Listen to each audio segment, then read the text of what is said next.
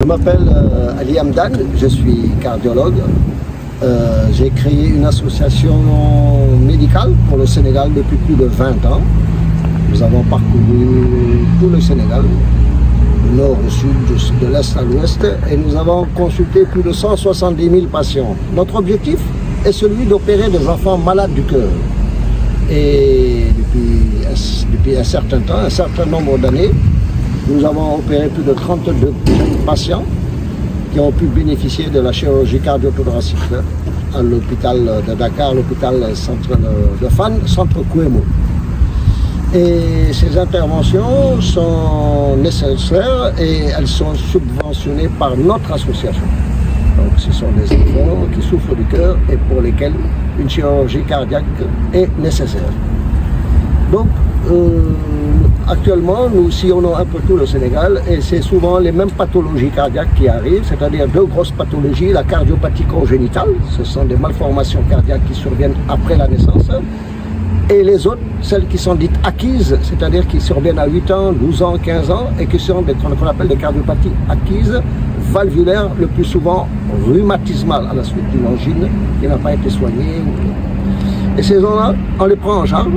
Donc, et puis nous sillonnons tout le Sénégal afin de dépister ces maladies, mais aussi de surveiller ces enfants après leur intervention et de leur procurer un traitement médical adapté.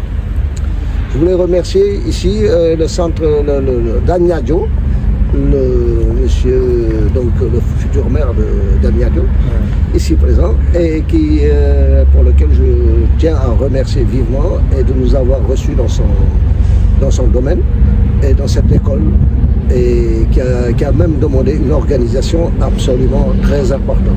Remercier mon ami aussi Gorgui qui est présent et tous mes amis qui ont participé à l'organisation et à la gestion de ces enfants.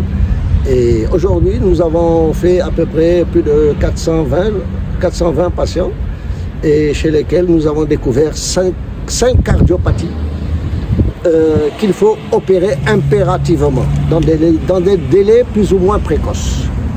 Voilà, je voulais donc remercier toute l'équipe qui m'ont accompagné, l'équipe de Sambène, l'équipe de l'école, et aussi toute l'équipe administrative, ainsi même les journalistes qui nous ont accompagnés. Merci et à bientôt sur le route de Sambène.fr. Salam alaikum. Donc, je suis Gorgui, bokk ci association Sambène. Donc, tey dañ fi ñëwoon si Diamniadio, village Déni Babacar Diop, ci école primaire bu ñuy wax El Hadji Assane Dieng, def fi benn consultation cardiologie. Léegi ci kaw loolu def nañ ko depuis 8 heures ba 16 heures. Donc am na fi ay cas yoo xam ne feeñ na fi ci kaw cas yooyu noonu am na 5 personnes yoo xam ne ki si gën a mag 20 ans la am, association bi daf koy jël en charge parce que faaw ñu opérer leen problème cardiaque. Bon, ci kaw loolu may remercier toute l'équipe de Sambène yi nga xam ne bon ñëw nañ participer ci événement bi ak seeni moyens, ak tamit may remercier toute la population bu Déni Babacar Diop, Déni Demba Koddu, Sébi Ponti ak Déni Malick Gueye ñi nga xam ne ñoom ñëw nañ participer ci événement bi, ak aussi délégué de quartier yi bu Sébi Ponti, Déni Malick Gueye, Thientour aussi ak Thierry, ñoom ñëpp daanaka participer nañ massivement ci affaire bi. Et puis ñuy remercier aussi IEF de Diamniadio bi nga xam ne moom moo ñu permettre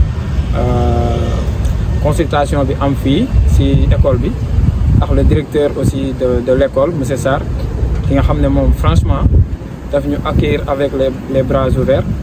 Donc voilà, c'est bëggoon naa remercier partenaires yooyu ñooñu nga xam ne jàpp nañ ci, ak tamit agent de santé yi nga xam ne ñu ngi ci 4 villages yi nga xam ne ñëw nañ apporter ñoom it seen touche ñëw jàpp ci liggéey bi ba nga xam ne daal àndandoo nañ ko ak ñoom. Bon, ci kaw loolu yaakaar naa lépp daal loolu moo ci gën a am solo. Léegi xanaa ñu remercier aussi presse bi nga xam ne ñëw nañ ba fii Light Vision ak Lou'Bess TV nga xam ne ñëw nañ couvrir ñu événement bi donc ñu ngi leen di remercier bu baax di wax incha allah peut-être fii ak 2 mois wala 4 mois dinañ fi jéem a ñëwaat defaat lu gën a yaatu peut-être 2 jours incha allah.